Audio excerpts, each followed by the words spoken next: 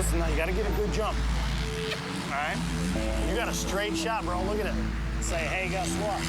I'm done. I'll see you guys at the end. All right? Hard and smart, buddy. Hard and smart.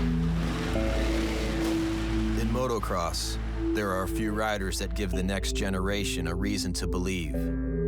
But for others, the cost of racing outweighs their salary. In a small industry, is their passion distracting them from reality? You've got these kids in our sport that have given up their lives from such a young age, and it really pushes you in a position where it's all or nothing. In very few situations, it works out.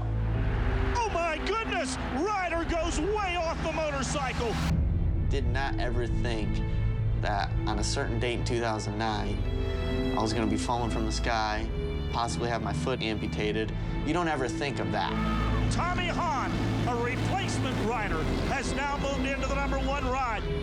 After the last couple of years, and the struggle and just the unhappiness, it ain't worth it. Just because you think you have a future doesn't mean you do. Go out and perform. The guys that obviously win get paid, so if you win races, you get paid. Oh, and Grant goes down hard! My husband risks his life, not even just race day, it's every day. And some of the sponsors don't assume the same risk when they hire you. And the second you get hurt, they're done. This season, we will take our eyes off the outdoor championship points battle and focus on the motocross life, a 6-episode series that will show the best and worst this sport delivers. And we're off and into turn #1. Life throws you all these curveballs, and you gotta step up and swing. Yeah, come on, buddy! This year, we're not really talking about the championship. We're talking about how you guys became racers, you know, the best guys in the world. Almost every story has family problems, separation problems, agent problems, money problems.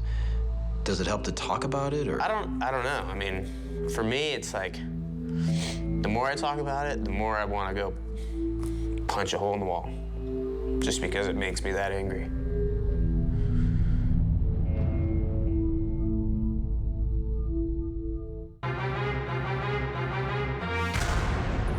For riders like Chad Reed, Ryan Villapoto, James Stewart, and Ryan Dungey, motocross and supercross provide an income that can sustain their families if they were seriously injured or when they retire.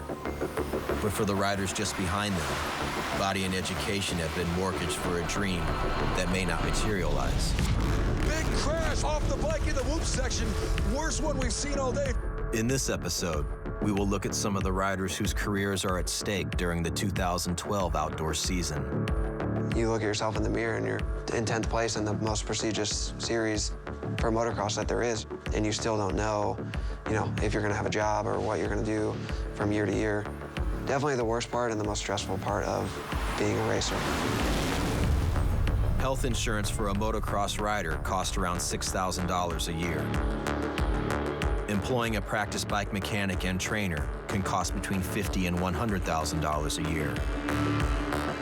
A mortgage for a house in California near the race teams, and a mortgage for a house in Florida where the humidity is best for training adds many more thousands to the yearly budget. If Kyle Chisholm makes $100,000 a year, he might have half the budget that a top rider uses in preparation for a season. You have those top guys that make millions of dollars, and then the guys that are right behind them are making a tenth of what they make, and then even some people like myself that are with those guys are sometimes not making hardly anything, and we're risking our lives. And you know how much it is to go to the hospital and have a surgery or anything. Just this past year, before I started riding for Jeff Ward and those guys, we were paying for a wedding to celebrate, the biggest day of our lives. When I was unemployed, I had no ride, I had no job or anything. Do you know what you're doing next year? No, don't know yet. Starting a family is the next personal goal for Kyle Chisholm and his wife, Brittany. But Kyle must secure his future first. Josh Grant is another rider whose motocross future is unknown, and his worst year as a pro came last year, just months after his son Wyatt was born. Have a baby, have 2 ACL replacements, sitting on the couch, nothing's going on, you're just like, all right, what is next? Because we can ask any racer. They don't know what's next. Nobody does. Like Josh Grant, Tommy Hahn nearly gave up racing before the 2012 season. Hahn was picked up by Factory Honda after Trey Canard broke his back in Supercross. Although Honda is one of the most prestigious race teams in the industry, Hahn is only paid for a race if he finishes in the top 10. I would much rather ride for free on a good bike, get good results. What you're doing is setting yourself up to get a decent ride again. And that's what I'm trying to do. That's my whole goal all year. I'm not the young kid in the sport anymore. This is my 8th year being professional. It's basically to get off the pot time. Tommy Hahn well back right now, rider number 32. On the way you want to start out the 2012 campaign. Say I struggle and fight and just get in the top 10 or something like that. That's it. That's it. You'll never see me racing again. After finishing 14th at round 1, Hahn rebounded and finished 7th at round 2 in Texas. Still, he will have to be in the top 5 if he wants to receive a decent salary for the coming years. I've always admired his skill on a dirt bike. It's unreal. I've looked up to it my whole life, and I think that's the only reason I'm racing. So how does it feel when he says, hey, I'm thinking of hanging this up? It kills me inside. Bottom line is, times are different. There ain't no money in it anymore. I'm definitely gonna have to go get a job regardless of how many more years I race. And why struggle, lose my house, and all this stuff that I've worked for, just to try and hold on to a dream for a little bit while longer that you know is gonna be ending anyway? I need to be up there fighting for that top 5 in the podium spots every race.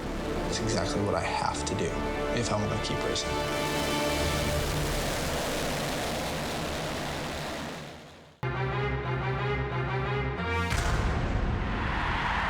Josh Grant, Tommy Hahn, and Kyle Chisholm have all been elite riders in the sport at some point in their lives. But due to personal failures or structural systems in the industry, their dream of a successful motocross career is hanging in the balance. Growing up, same age as like Michael Essay and Davey Millsaps, grew up racing with those guys. Every year, we're all kind of neck and neck, all top 3, swapping positions. The year that I moved up to the A class, I had a pretty big crash right before the beginning of the year. Compound fractured my humerus. I was out for about 5 or 6 months. Kyle Chisholm's injury sent him into the pro ranks on a satellite team. His amateur rivals Davey Millsaps and Michael Essay were both drafted by elite factory teams and continued to receive factory contracts for the next 6 years. In his 8 years as a pro, Chisholm has never ridden on a factory team. I was behind the 8 ball right from the beginning. From a financial standpoint, you don't have the money to hire the best trainers or to have your own track. From the equipment side, they have the best equipment. They have the best guys. The factory's gonna hire the best technicians. On top of the limited resources and personnel, riding for a satellite team brings constant instability. Due to the poor economy and high costs of racing, the future of a satellite team is often in question from year to year, making multi-year contracts impossible. A few riders to a few teams are just like too disposable almost. You're in and out, developing a bike and getting used to a bike, and then as soon as you get comfortable on it, you're going to another manufacturer, another team. You know, it's tough, and that's what I've been faced with my whole career. Hoping to do good enough to land on a solid program for a couple years. That's the ultimate goal. Tommy Hahn did move on to an elite race team after his dynamic amateur career. But after he won a 450 Outdoor National in 2009, Hahn's results have not improved. I want people to be like, okay, you know, Tommy Hahn can still do it. You know, he's got his crap together now, and he wants it. His first 450 national win ever. Say hello to Mr. Tommy Hahn. That was when the economy hit really hard. I didn't know who I was riding for till the end of November and didn't get on a bike until December, so I never quite got that level back. Following his win in 2009, Tommy's career began to resemble Kyle Chisholm's. In the past 4 years, Hahn has ridden 4 different bikes on 4 different teams. I wanted to be comfortable. I wanted to go back to my roots. I wanted to go back to the basics. And Honda is what I knew. Drag racing up the hill. Tommy Hahn on the outside. Hahn spent his own money his friend's money, and is currently racing without a salary in order to be on a Honda. The plan seemed to be working until a rock shot off the back of a rider's bike and broke his hand during the first moto at Colorado. That's life. What do you do? It pissed me off and made me want to work harder. It was only a year ago that Josh Grant was in a similar situation to Tommy Hahn. Grant rode for Honda in hopes of earning a multi-year contract, but he would suffer 2 ACL surgeries in 1 season. Everybody watched Josh struggle on the track, but nobody knew that his personal struggles were 10 times harder. Has Josh told you any details of the things he went through with his mom? No. Well, I think he's the one that should say it, but she wiped everything out. She was in charge of finances, whatever. So 4 months after we had Wyatt, we had nothing.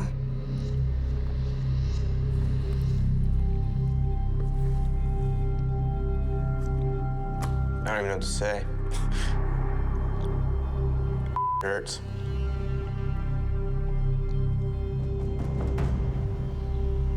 How does something like that even happen? I have a theory on all of this.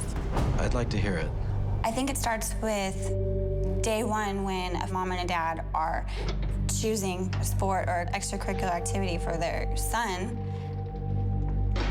I mean, really, do mom and dad have enough money to go buy a motorcycle, boots, helmet, gear, gloves?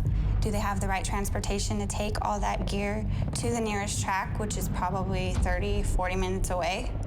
The sport isn't as accessible or even affordable.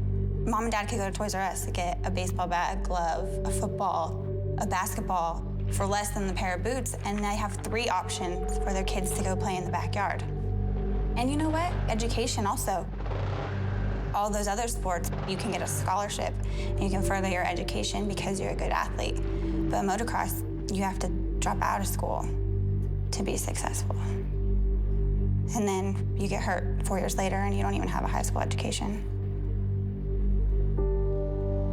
That, I think, is why motocross will always struggle. Well, then why do you guys keep doing this? You keep going because you don't really have any other choice. I fear the day that Wyatt tells me he wants to race a motorcycle. Are there other athletes in this sport and motocross that have been in the same situation Josh is in? I've heard of quite a few. To me, that has to do with the sport being so expensive and parents sacrificing every last dollar and every ounce of time, that when their kids do make it, they have this sense of entitlement. Well, I sacrificed everything I had for you, now where's mine? Give me mine back. That's why I don't want Wyatt to race, because I don't want this sport to tear the family that I've built apart.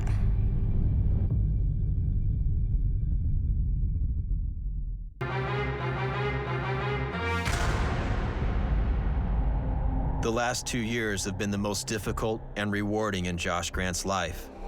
At the same time his 2-year-old son Wyatt was born, he discovered that his mom had liquidated all his resources. She kept telling us that we had a savings, and we knew at some point with the baby and injuries that we were gonna have to fall back on that savings. So forget the watches, the motorhome. We were really relying on the savings. And when we found out that that was gone, that was hard. I should have been more on it. I mean, I went to 9th grade, that was it. I mean, I dropped out and I didn't go to school. I wanted to race. It wasn't like I was worried about money management. The worst part is it's all about trust, and who wouldn't trust their mom? 10, last 10, come on. You got it, you got it, you got it, come on. 9. Josh Grant was not a championship contender in motocross or supercross this season. When he was told by his current team that they would not be re-signing him, Josh began negotiations with Joe Gibbs Racing, the team where he had his most successful year as a pro. Jeremy and Coy said, hey, we want to see the old Josh again. We want to see the speed. I went, okay, I got to go prove myself again. It happened to be the weekend of Washougal. Unless the end of the #1 ride. Here comes Grant in 2. He's dropped with a hammer. Oh! 33 of Grant. I think I held my breath for like 5 minutes. I could see that he got up and he kept racing. I didn't care what place he got at that point, but just for him to get up and keep going, that was such a step in the right direction. Coming into Southwick, Massachusetts, Kyle Chisholm and Tommy Hahn also need a deal for next year. After missing 8 motos due to a broken hand, Hahn has 8 motos left to prove he is worthy of a factory contract. I have to be consistent the rest of the year in every moto that I race. But if I can't figure it out, I can't figure it out. That's it. Hey, dude, we'll see you down there. Good luck. Kyle Chisholm's average finish so far this season is 13th, a number he must improve if he's going to acquire a multi-year deal or a contract with a factory race team. It's definitely stressful. You have to think about there's the one aspect of your career in racing and the other aspect of providing for my wife and no kids yet, but someday in the future. Before the 2010 and 2012 seasons, Chisholm had no offers to race and considered retiring. In both situations, it was his father, Gary, that stepped in to keep Kyle's career alive. I have that pride, winning Bercy last year with my dad as my mechanic. Definitely not the way I want my dad to be at the race. All of the years of hard work we've put in since I was a kid, you'd like to be able to repay him with just flying him there to enjoy it, not work. Of the 40 riders on the gate at Southwick, only 5 have a contract for the coming year. The fate of everyone else will be decided in the next 3 rounds. There's a few guys that are around me right now, like Brock Tickle and Tyler Rattray, Josh Grant. We're all neck and neck every week. It's up to me to go out there and do good and earn a spot somewhere. Every racer would be like a championship would change everything. For me, is getting the weight off our back. He needs to give himself that second chance. Say, okay, maybe I did mess up. Maybe I made some bad decisions, but I need to go all out on this. And we are off. Into turn number 1 they go. 800 of Mike Alessi. And Hahn moving up. Hahn looking to repeat that first moto. Nicoletti, Smith, and Chisholm are the top 15. 2, 3, 4, 5, 6 guys right there in front of him. Tommy Hahn trying to make the pass, and he does. And Tommy Hahn will not let go. I've been trying to train myself, just telling myself that that guy's not a better rider than you. It's dirt bikes. Tommy Hahn, he is really pulling the trigger here. He might be able to come up there and give Mike Alessi something. Tommy Hahn goes down in the S-turns. Tommy Hahn coming off the racetrack, and Hahn's bike lays lifeless on the side of the racetrack. Kyle Chisholm, rider 11, is 13th, and Josh Grant is 14th. He's going to get him. He was 4 seconds faster than Kyle that lap. Kyle can't even hang on. Here comes the 33. Josh Grant makes the pass. Come on, go. There's rumors going around that they've hired another rider.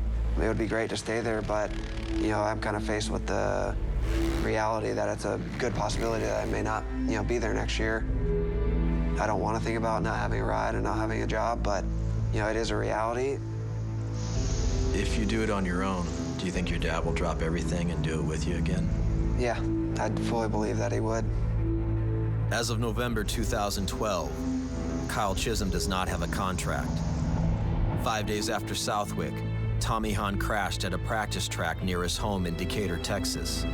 Recovering from a broken T3 vertebrae and a dislocated shoulder, his future is also unknown. This is like the most judgmental sport in the world, so I'm sure it's gonna be said, but they're right. I couldn't get it together for whatever reason. That's it. Josh Grant's results continued to improve after Southwick. His best finish was 3rd overall at Steel City, and he was awarded a deal with Joe Gibbs Racing for 2013. What's up? Where's Mama? Dude, you're a big boy. Things have definitely gotten a lot better. This is the first full season that I've made it through healthy in 3 years. Elbows up. Okay. Something that I've struggled with throughout this is if a man can't trust his mom, who can he trust?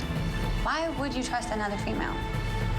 I've just done everything I can for Josh to know that he can trust me and that I am going to be here.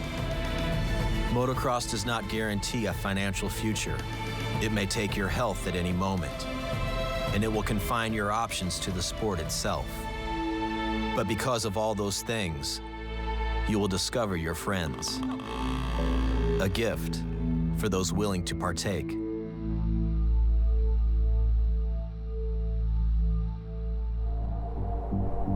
Next time on the Moto, Inside the Outdoors. 1.5 weeks away from the biggest race of your life. Don't screw it up. How much does it cost a family to arrive at this stage? Our gaze into the motocross life will turn to one of the most legendary teams in amateur racing, the Millsaps family. She earns the trophy as much as what he did. She got him there, and he performed for her. If your bone's not sticking out of your skin, it's not broken, then you need to finish the moto. That's how she always was. Again, lost your damn mind. 25, 38. Oh yeah, that's keeping you close. A lot of damage has been done. I lost my kid. I didn't picture it like that. That wasn't how this was supposed to end.